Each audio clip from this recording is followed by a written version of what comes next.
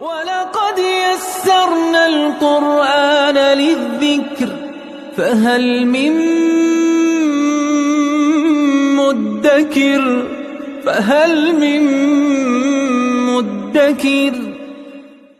اعوذ باللہ من الشیطان الرجیم بسم اللہ الرحمن الرحیم الحمد للہ رب العالمین وصلی اللہ علی سیدنا و نبینا ابی القاسم المصطفى محمد وعلى آلہ الطیبین الطاہرین المعصومین اما بعد اعوذ باللہ من الشیطان الرجیم فکیف اذا جئنا من کل امت بشہید وجئنا بك على هؤلاء شهيدا صدق اللہ العلی العظیم۔ سورہ نساء کی ان آیات میں پروردگار عالم نے مختال اور فخور وہ افراد جو خیالات کی زندگی بسر کرتے ہیں، جو حقائق کی دنیا میں نہیں رہتے، جو فخر فروشی کو بہت بڑی عزت سمجھتے ہیں، بہت بڑا اپنا کارنامہ سمجھتے ہیں، ان کی خصوصیات اور منفی صفات بیان کرتے ہوئے فرمایا وہ بخل سے کام لیتے ہیں، وہ دوسروں کو بخل کا حکم دیتے ہیں، اگر کبھی انفاق کرتے ہیں تو ان کا انفاق اللہ کے لیے نہیں ہوتا بلکہ ان کا انفاق لوگوں کے لیے ہوتا ہے۔ اس کی وجہ کیا ہے؟ کیونکہ ان کا اللہ پہ ایمان نہیں ہوتا، ان کا آخرت پہ ایمان نہیں ہوتا۔ تو اب اس آیت میں فرمایا فَكَيْفَ إِذَا جِئْنَا مِن كُلِّ أُمَّةٍ بِشَهِيدٍ، ان کی کیا حالت ہوگی، وہ کیا کریں گے وہاں پہ جب ہم ہر امت سے ایک گواہ کو اور شہید کو بلائیں گے۔ شہید، شاہد جو انسان کے اعمال پہ گواہ ہیں، وہ انبیاء بھی ہو سکتے ہیں، وہ مومنین اور اولیاء خدا بھی ہو سکتے ہیں، وہ فرشتے بھی ہو سکتے ہیں، وہ راہ حق میں شہید ہونے والے اور قتل ہونے والے مختلف گروہ جن کو قرآن کریم میں اور روایات میں گواہ کے طور پہ شہید کا لفظ، شہداء کا لفظ قرآن کریم میں معمولاً انہی گواہوں کے لیے استعمال ہوا ہے جو ہمارے اعمال پہ ناظر ہیں۔ بعض دوسری آیات میں فرمایا کہ انبیاء کو بلایا جائے گا، ان سے سوال کیا جائے گا امتوں کے بارے میں، امتوں کو حاضر کیا جائے گا، ان سے علماء اور انبیاء معصومین علیہم السلام جو الہی نمائندے ان کی طرف آئے، انہوں نے پیغام پہنچایا، ان کے بارے میں ان سے سوال کیا جائے گا۔ تو ان افراد کو مخاطب قرار دیتے ہوئے فرمایا کہ کیا حالت ہوگی جب ہر امت کو شہید اور گواہ کے ساتھ بلایا جائے گا۔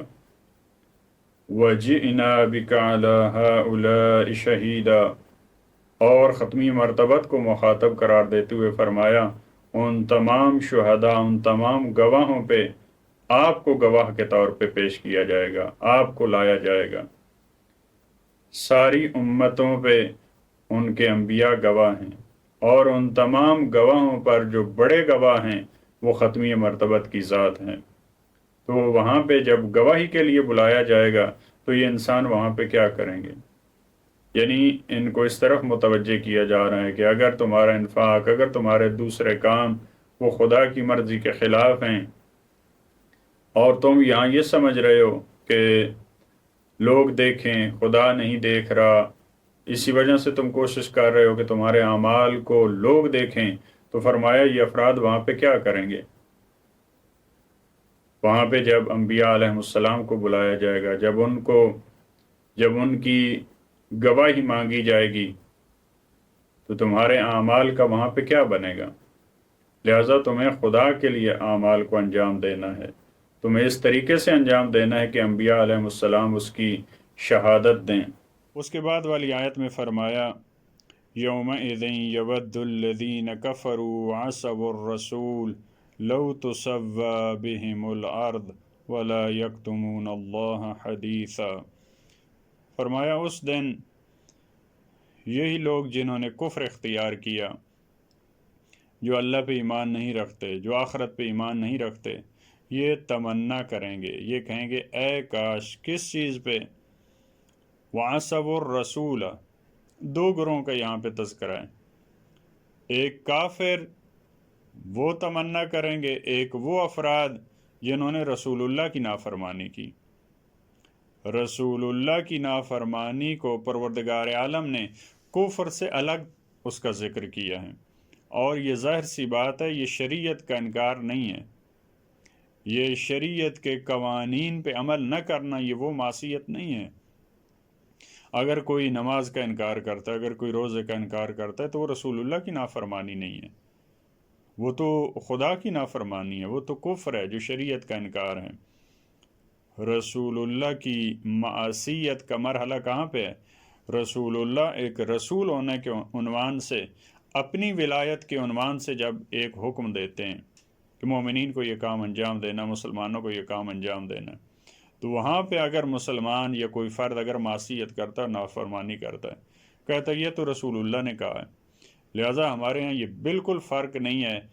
جیسے بعض مورخین لکھتے ہیں کہ بعض افراد پوچھتے تھے رسول خدا سے کہ یہ حکم آپ کا ہے یا خدا کا ہے، تو اس میں کوئی فرق نہیں ہے. رسول اللہ اپنی مقام ولایت کے عنوان سے اگر ایک حکم دیتے ہیں، وہ ایسی ہے جیسے حکم خدا ہے. لہٰذا یہ سوال غلط ہے اور یہ تفریق غلط ہے کہ ہم کہیں کہ رسول اللہ نے یہ حکم اپنے حوالے سے دیا تھا، اپنے منصب کے عنوان سے یا خدا کے حکم کے عنوان سے.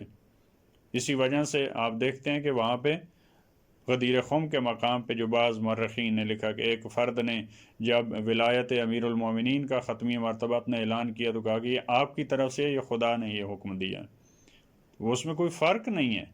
آپ جو کام کر رہے ہیں اپنے مقام ولایت کے عنوان سے کوئی حکم دیتے ہیں، اس کی فرمان برداری اور اس کا عملی طور پہ انجام دینا وہ بھی اسی طرح واجب ہے.